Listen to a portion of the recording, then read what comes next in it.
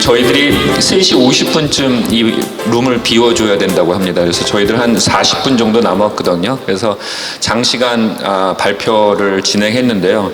그냥 제가 그냥 드리는 말씀이 아니라 제가 수자원조사기술원의 이 수자원 포럼이 올해 4년째를 맞이해가지고 이제 어느 정도 자리를 잡고 있는데 역대급 프레젠테이션이었던 것 같습니다. 오늘 특별히 또 프릭스에서 취한 박사님이 오셔가지고 일본의 그 수문조사의 기술 수준 이런 것들을 같이 봤습니다. 그래서 아마 궁금하신 게 있으실 텐데요. 오늘 토론자들 또 이렇게 또 오늘 특별한 거는 취한 박사님을 모심과 동시에 토론자로 또 교토대학의 김선민 교수님도 자리에 같이 하셨습니다. 그래서 수자원조사기술원이 점차 이제 기술력을 해외로 확대하는구나 이런 생각을 할 수도 있고, 제가 잠깐 홍보 말씀을 드리면 수자원조사기술원이 올해 일본 프릭스뿐만이 아니라 미국의 USGS 그리고 또 뉴질랜드의 니와와 같은 수자원 조사 기술 기관과 기술 협력을 추진하려고 하고 있습니다. 그러니까 단순히 해외 선진 기술을 배운다는 차원이 아니라 우리나라 기술이 더 좋을 수도 있고, 그래서 서로 간의 기술을 상호 교류해서 어떤 글로벌 스케일의 연구를 좀 하고 싶어하는 의지를 강하게 갖고 있는 것 같습니다. 그래서 여러분들 많이 성원해 주시고, 올해 두 번째 포럼은 또 후반부에 있거든요. 그때는 또 다른 나라의 또 전문가들을 모시고 이렇게 한번 그 나라의 수문조사 기술 현황을 소개하는 그런 자리를 마련해 볼까 그런 생각을 하고 있습니다. 특히 이제 새롭게 원장님을 모시고 오늘 박석훈 실장님이 발표하신 것처럼 전체 연구 개발의 어떤 로드맵 이런 것들을 만들고 있는 상황이다 이렇게 보시면 될 것 같습니다. 오늘 토론자는 그냥 제가 뭐 인사 없이 시간이 없으니까 교토대학의 김선민 교수님, 그 다음 국립환경과학원의 유경화 박사님을 모셨습니다. 유경화 박사님은 사실 수문하고는 조금 거리가 있는 것 같지만 이 수문조사, 생태조사, 수질조사, 뭐 국립환경과학원에서도 충분히 이제 관심을 갖고 있는 분야이기도 하고, 오늘 김영도 교수님이 발표하셨듯이 관측은 좀 이격이 돼서 해도 관계없지만 저희같이 사용하는 사람들은 그 거리가 너무 멀면은 이제 검증할 때 문제가 되니까 수질 환경, 수문이 통합된 모니터링을 할 필요가 있다. 이제 아주 좋은 발표를 해주셨고, 오늘 또 제 생각에는 김석형 교수님 발표도 본인은 굉장히 영광스러운 자리라고 그랬지만 제가 아주 근래 보기 드물게 아주 재미있는 내용으로 구성해 주셔서 또 원격 탐사 기술이 이렇게 활용될 수 있고 현황이 이렇구나 이런 것도 알 수 있었습니다. 그리고 오늘 마지막으로 조사기술원의 이신재 본부장님이 또 오늘 전체적으로 또 정리하는 말씀도 해주시고, 안타까운 건 원래 이상훈 과장님이 오시기로 하셨는데요. 본부의 업무 때문에 오늘 자리를 못 해주셨습니다. 그래서 시간이 없으니까 오늘 우선은 김선민 교수님 한번 오늘 전체적으로 한번 들어보신 거 하고, 또 제 생각에는 아마 취한 박사님이 대변을 해주시면 좋겠지만 이제 영어로 또 하셔야 되니까 일본의 수문조사 기술이 갖는 어떤 지향점, 우리나라는 아까 보니까 되게 재밌는 것도 많아요. 그 이넌데이션 센서 같은 거 도시에다가 이렇게 밴딩 머신에다 붙여놓고 이런 것들은 참 돈을 많이 들이지 않고도 저런 걸 모니터링 할 수 있겠구나 그런 것도 느꼈거든요. 그래서 그런 것도 좀 같이 소개해 주시면서 얘기를 좀 해주셨으면 좋겠습니다. 네. 예, 귀한 자리에 이렇게 불러주셔서 정말 감사하고요. 사실 저는 뭐 알게 모르게 개인적으로 수문 조사에 관련돼서 오래전부터 관여가 돼 있었는데요. 저는 그러니까 개인적인 이야기하자면 석사 때 직접 유량 측정을 제가 했었습니다. 그 용역을 받아서 충남대학교 재직 다닐 때, 그래서 이제 그 유량 조사의 그 어려움이라든지 그 데이터의 중요성이라든지 잘 이해를 하고 있습니다. 그래서 이제 관련된 연구를 지금 쭉 해오고 있는데, 일본에 제가 간 지 한 20년쯤 됐거든요. 20년쯤 돼서 사실 일본의 수문 데이터가 어떻게 작성이 되고 어떻게 관리되는지 제가 잘 몰랐습니다.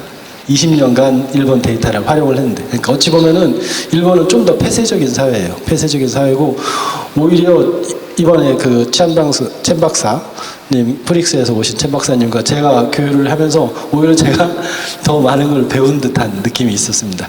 그리고 왜 이런 개념, 왜 이런 상황이 벌어지는지 간단하게 상징적으로 설명을 드리면은, 일본은 어떻게 보면 약간 좀 더 폐쇄적인 사회고, 그리고 서로에 대해서 조금 신뢰한다고 할까? 그러니까 이 데이터가 충분히 검증을 받고 잘 만들어졌을 거라고 다들 믿고 사용을 하는 그런 개념이 있는 것 같습니다.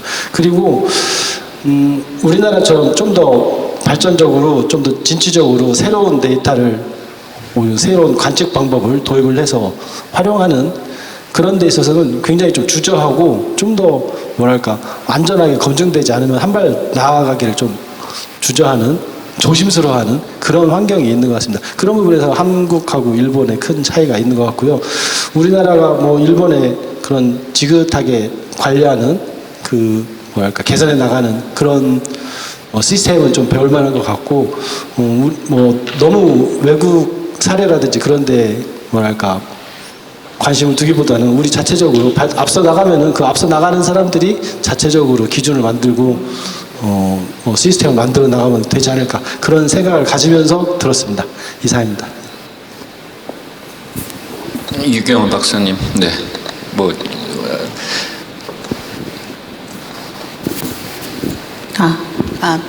일단은 저는 이번 수자원 포럼이 처음 참석하게 되었는데 이렇게 큰 거의 저희 환경부에서 주관하는 물포럼 세계 물포럼 수준의 공간에서 이렇게 큰 자리에서 운영하는 그런 곳에 이렇게 참여를 하게 돼서 매우 영광스럽습니다.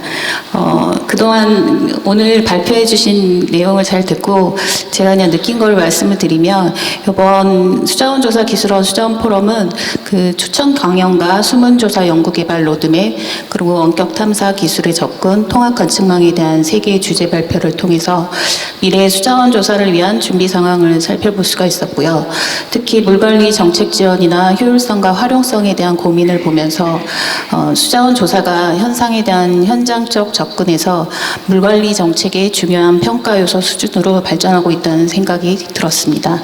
우리가 지향하는 지속 가능한 물관리를 위해서는 평가 한류가 필요하고 수자원 조사가 그 역할을 할 것으로 기대를 하고 있습니다. 지속 가능한 미래의 수문조사를 준비하는 연구개발 로드맵 수립에서 홍수 예보 분야에 대한 국가 물관리 정책 방향과 인력 중심 조사 체계로 인한 한계, 현장 측정 기술 현황 그리고 연구개발 성과와 함께 수문조사 연구개발 로드맵을 제시하고 있습니다. 현장의 인력 측정 체계를 자동화하기 위한 기술 개발로 생각이 되고요. 로드맵에서 수문조사 미래상을 제시를 하고 있는데 법정 계획인 1차 수문조사 기본계획, 2차 수문조사 기본계획이요. 올해는 수문조사 보완계획이 수립 중에 있는 것으로 보입니다. 그 연구개발 목적과 수문조사 목적, 연구개발 성과 활용과 수문조사 자료의 활용을 구분하여 제시할 필요가 있어 보이고 그 추진 배경에서 제시하고 있는 국가 물관리 정책 방향과 연구개발 로드맵 연계를 좀 더 정교하게 검토해서 제시를 하는 게 어떨까 하는 생각이 듭니다.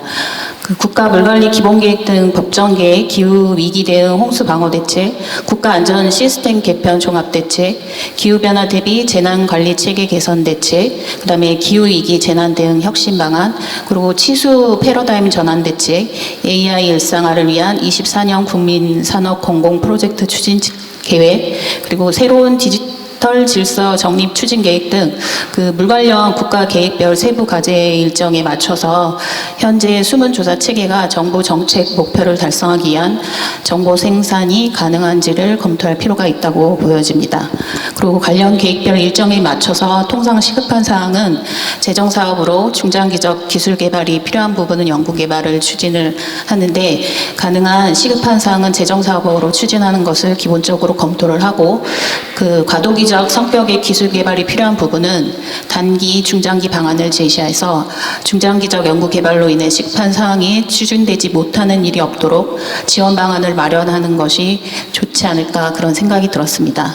그리고 도시침수 방지법 그리고 물순환 촉진법이 제정돼서 올해부터 시행이 됩니다. 그래서 수자원법이나 자연재해 대책법, 농어촌 정비법 등 관련 법에서 동일한 종목에 대한 측정 시설이 아직도 근거 법령이나 기간에 따라 개별적으로 설치돼서 관리되고 공동 활용이 좀 미흡한 그런 현상이 있는 상황입니다. 그래서 2차 수문조사 기본계획에서는 제주도 등 도서지역이나 지자체 등을 포함해서 국가 수문조사망을 통합해 제시한 것으로 알고 있습니다.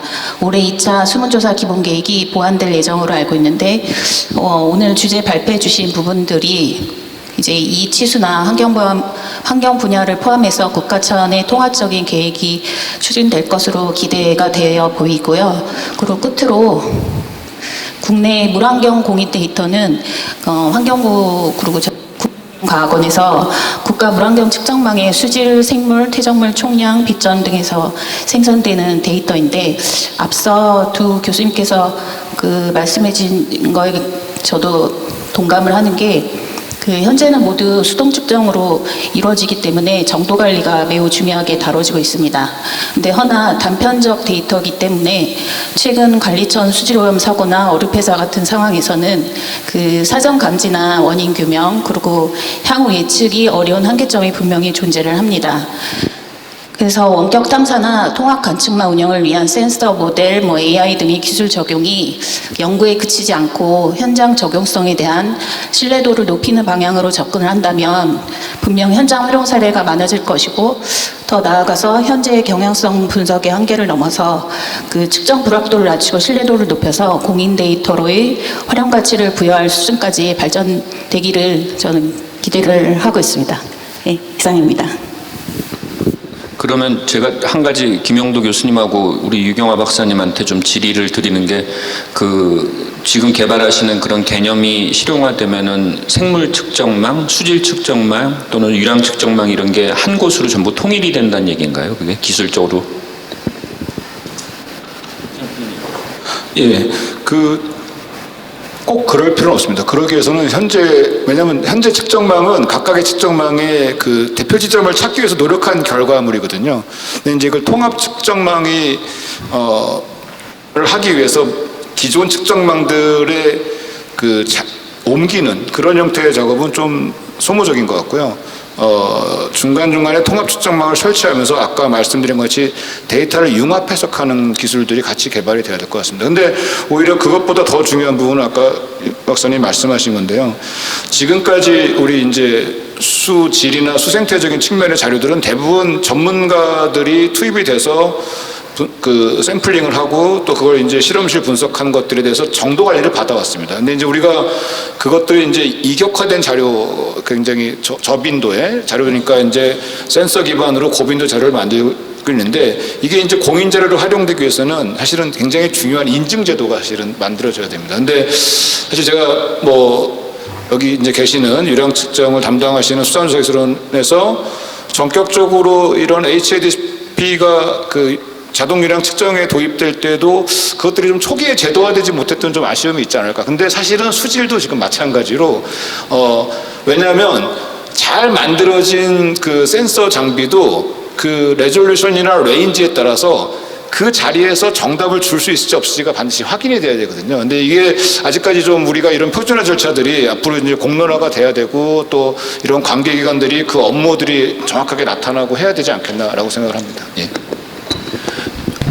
김선민 교수님, 그러면은 일본 같은 경우는 수질 측정망, 유량 측정망, 생태 측정망 이런 것들을 모두 프릭스에서 다 하는 걸로 지금 돼 있나요? 아니면 분리돼 있나요?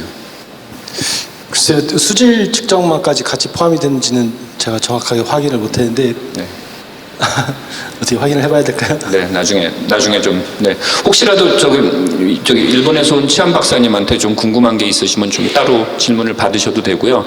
제가 본부장님 하시기 전에 김석현 교수님한테 이어서 질문을 좀 드리면, 혹시 제 생각에는 아까 원격 탐사 기반의 유량, 강우, 토양 수분, 증발산 이런 것들은 상당한 수준의 시간 해상도, 공간 해상도를 갖고 있고 이제 정확도도 좀 좋아지고 있지 않습니까? 이 생태 또는 수질, 제가 전에 논문을 볼 때는 쌀을 가지고 요즘에 수질도 측정하고 그러는 게 있는데 지금 기술 수준이 어느 정도 돼 있나요? 예, 제가 주로 연구 분야는 이제 유량이나 토양 수분 위주로 연구를 많이 했었는데요. 제가 이제 수질 관련된 부분에서는 아주 한 번의 어떤 연구 경험이 있습니다. 근데 그 경험은 어떤 거였냐면, 호주에 있는 어떤 댐 저수지 굉장히 유역이 넓기 때문에 어떤 인공위성 원격 탐사 데이터로도 유용한 데이터가 측정이 되는 그 정도의 넓이를 가진 유역이었습니다. 그런 유역에 대해서 어떤 아까 반사율 같은 거를 이렇게 가져와서 실제로 그쪽에 관측한 어떤 수질 데이터와 이제 피팅을 해서 어떤 모델을 개발하는 그런 연구를 해봤습니다. 근데 이런 어떤 특수한 경우를 제외하고 일반적으로 우리가 관심이 있는 내 주변에서 보는 하천, 중요 하천에 대해서 우리가 원격 탐사 데이터를 활용해서 뭔가 수질에 대한 연구를 하려면 많은 제한이 있는 것은 사실입니다. 일단 제한이 다른 데에 있다기보다 사실 그 해상도의 문제입니다.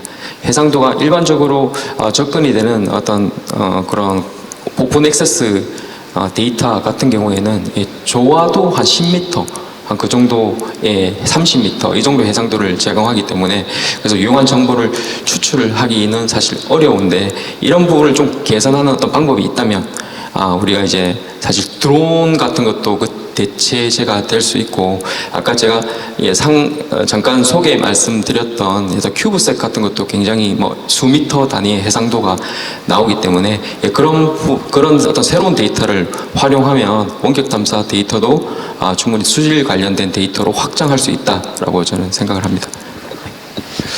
네, 그럼 우리 이신재 본부장님 한번 또 오늘 발표 자료 들으신 소감 어떠신지 한번 좀 말씀 좀 해주시죠. 네, 오늘 전체적으로 발표 내용을 보면 이제 기존에는 뭐 간헐적 측정에서 이제 개별적 자동화가 이루어지고 또 이제 그 자동화들이 이제 통합화해서 또 통합 모니터링 체계로 이제 가야 된다라는 흐름이 주된 내용인 것 같습니다. 그래야만이 어떤 실시간 자료나 연속된 자료를 가지고 분석하고 활용할 수 있다. 다만 이런 자료들에 대한 어떤 품질 관리 이런 부분들을 우리가 좀 더 고민을 해서 어떤 정량화된 어떤 값들을 제공하는 게 좋겠다라는 것들이 주된 의견이었던 것 같습니다. 또 하나는 뭐 아까 미국 자료 자료도 보여주셨는데 보니까 우리나라는 아직은 그 각각 자료에 대한 어떤 품질에 대한 코드나 이런 부분들이 지금 제공하지 못하고 있는데 우리도 이제는 좀 그런 부분에 대해서 연보나 웹에서 제공되는 자료에 대해서는 그 각각의 자료가 어떠한 품질을 가지고 있는지 이런 것들을 표식을 해서 제공을 하면 활용자 측면에서 좀 더 활용하는데 좀 좋겠다라는 좀 생각이 들고요.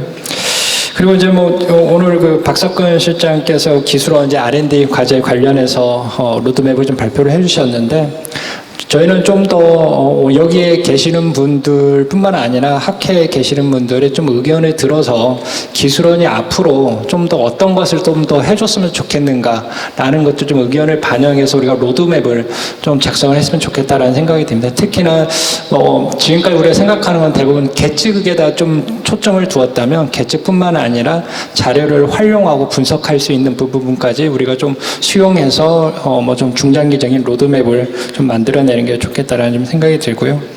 그다음에 이제 경희대 김석현 교수님께서 이제 위성 탐사 관련해서 말씀을 해주셨는데 특히나 이제 그 토양수분 같은 경우는 우리나라의 어떤 지상 관측망이 그렇게 제대로 촘촘하게 구축되어 있지는 않습니다. 그래서 어쨌거나 우리가 수자원 이성도 뭐 27년이면 발사가 되고 그게 거기에 또 주된 임무 하나가 수체 감지도 있지만 토양수분 관측 부분도 있어서 그 전에 우리가 그러면 지상의 어떤 토양수분을 어떻게 측정해서 검증 자료를 활용할지 그 관측망과 어떤 계측 방법에 대한 부분도 좀 신속하게 좀 저희가 좀 기준을 만들어낼 필요가 있고 또 하나는 뭐 직접 탐진 방법도 있지만 최근에 이제 기술원에서 이제 성균관대를 같이 연구해서 코스믹 레이라고 해서 이것도 원격 탐사 방법인데 뭐 탐진 방법, 뭐 코스믹 레이, 위성 자료 세 개가 콜라보돼 가지고 융합해서 어떻게 하면 좀 더 공간적으로 정확한 자료를 생산할 수 있을까 이러한 부분들도 한 2-3년 이내에 좀 연구를 해서 위성이 발사된 동시에 토양수분을 좀 공간적으로 생산할 수 있는 방안을 좀 마련하는 게 좋겠다라는 생각이 듭니다. 네, 이상입니다. 네, 제가 뭐 박석근 실장님한테 드리는 질문일 수도 있고 이신재 본부장님한테 드리는 질문일 수도 있는데 그 조사 기술의 개발이 어쨌든 기술원이 중심이 돼서 막 진행을 하는 거는 저는 개인적으로 뭐 특별한 의견은 없지만 사실 기술의 발전이 어떤 시장에 파급 효과를 주기 위해서는 어떤 정부 주도형 기술 개발보다는 또 민간 기업이라든가 이제 같이 동반 성장할 수 있는 그런 제도라든가 그런 것들을 R&D 로드맵에 좀 같이 반영하면 어떨까 그런 생각도 들고요. 아까 김용도 교수님 연구하시는 그런 여러 가지 센서 개발 그런 것들이 물론 민간 기업도 참여하겠지만 이렇게 더불어 성장하는 그런 어떤 큰 틀에서의 시장 어떤 활성화 이런 계획도 기술원이 갖고 있는지 저는 한번 궁금해서 한번 여쭤봅니다. 네, 제가 답변 드리도록 하겠습니다. 지금 뭐 저희가 수립하려고 하는 그 연구개발 로드맵이 사실은 뭐 저희 기술원이 앞으로 자체적으로 할 아이템만 그 만든다기보다는 그 전체 국가에 필요한 사업들을 그 중점 과제로 선정을 하고요. 그 중에서 저희가 할 부분과 그다음에 말씀하신 협업할 부분들을 이제 구분해서 진행을 할 겁니다. 그래서 전체 영역에 대해서 저희가 다 할 수도 없을 거고 이제 그런 것들을 로드맵 수립을 하고 아이템들을 이제 교수님들이나 뭐 학계 분들하고 협의한 다음에 이제 같이 해나갈 방법들도 같이 앞으로 고민해서 만들어 나갈 예정입니다. 네.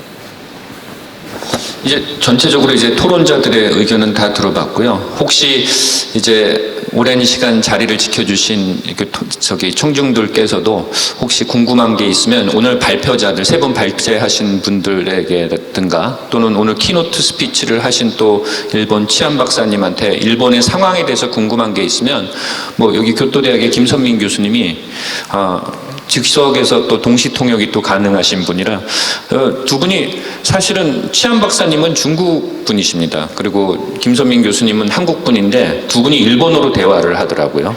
드라마에서 요즘 볼 수 있는 네, 그런 상황인데요.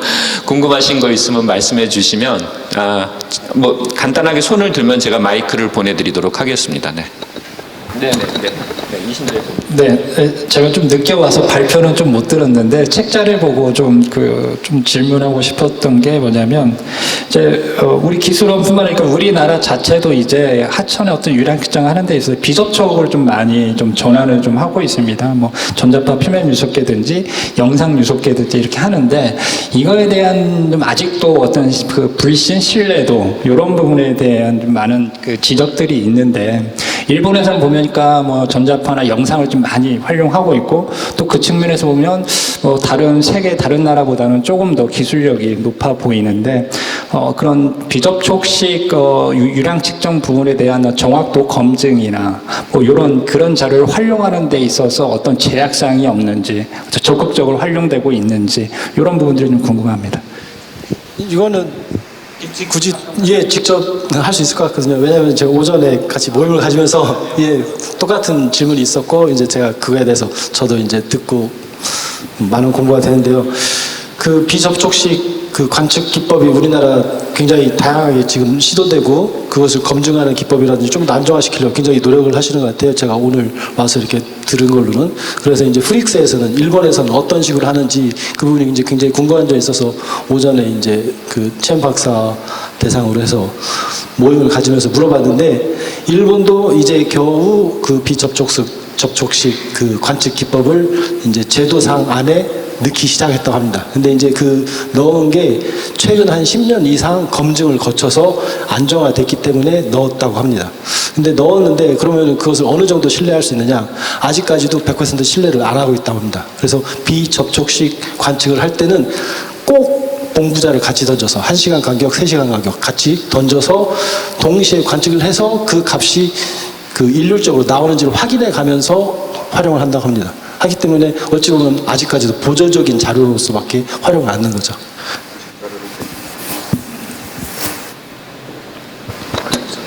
네, 말씀하세요. 예, 그 아까 제가 인증 얘기를 해서 좀 말씀을 하나 드리고 싶은 건요. 좀 이따 4시부터 또 낙동강 토론 좌장하시는데요. 낙동강에 예를 들어서 그 먹는 물 토론할 때 많이 나오는 게 이제 미량의 유해 화학 물질의 검출 기술에 관한 겁니다. 그러니까 우리가 지금 이게 검출이 됐는데 그런데 그게 우리가 생각하는 기준 이하로 나타나면 이제 안전하냐? 사실은 그럼 이제 현재로서는 그게 안전하다고 판정되는 게 맞는데 이제 문제가 뭐냐면 이 뭐 반도체 산업을 포함해서 많은 4차 산업혁명 기술의 산업들이 대부분 재료의 산업들이 많습니다. 그러니까 새로운 물질이 만들어지는 속도가 검출 기술이 발전하는 속도보다 느립니다. 그러니까 항상 이렇게 하천수 치수율이 높을 때는 그거에 대한 대비를 하고 있어야 된다는 거죠. 무슨 얘기냐면 우리가 지금은 검출이 안 됐지만 뭔가가 검출될지도 모른다는 가정하에서 제도가 만들어져야 되는데, 이게 제가 왜 말씀을 드리냐면 이 얘기를 바로 지금 아까 일본 얘기를 하신 것 같이 센서의 발전 속도가 센서를 인증하는 속도보다 더 빠릅니다. 그러니까 계속 새로운 센서가 계속 나오고 있거든요. 근데 인증 제도를 뒤늦게, 그것도 약간 이제 무겁게 이렇게 해나가다 보면 막상 막 설치가 된 이후에 이제 그게 뒤늦게 되거든요. 그래서 어쩌면은 그런 아까 제가 이제 레고 블록 타입이라는 표현을 좀 썼는데요. 어떤 표준화 방안도 계속 새로운 센서가 만들어질 거라고 가정을 한 채에서 표준화를 시킬 필요가 있다고 말씀드리고 싶고, 그럼 거기서 핵심이 뭐냐? 아까 제가 계속 반복한 단어인데요. 목적 지향적이어야 된다는 겁니다. 그러니까 여기서 이걸 센서 기반으로 측정해야 되는 목적이 명확해야 된다는 거죠. 어쩔 때는 이게 조금 불합리한 답을 낼 수는 있지만 우리가 원하는 시기나 원하는 평가 대상, 관리 대상에 대해서는 좋은 답을 줄 수가 있거든요. 그것을 저희가 타겟팅할 수 있어야 돼서 이게 약간 좀 뭐랄까 하나하나 센서에 대해서 너무 인증 제도를 무겁게 만들려면은 속도가 느려지기 때문에 조금 더 큰 그릇에서의 인증 제도를 좀 뭐 홍수통제소나 수산기술원 또는 국립환경과학원 같은 국가 이런 기관들이 만들어 주셔야 되지 않겠나라고 생각을 합니다. 예. 네, 뭐 한 분 정도 더 질문을 받고 시간이 이제 거의 40분 가까이 됐으니까요. 없으면 그러면은 하여튼 뭐 오늘 장시간 뭐 발표도 들어주시고 또 토론까지 참석해주신 여러 참석자 여러분께 감사드리고요. 올해 상반기 수자원 포럼은 여기서 마무리하도록 하겠습니다. 수고 많으셨습니다. 네.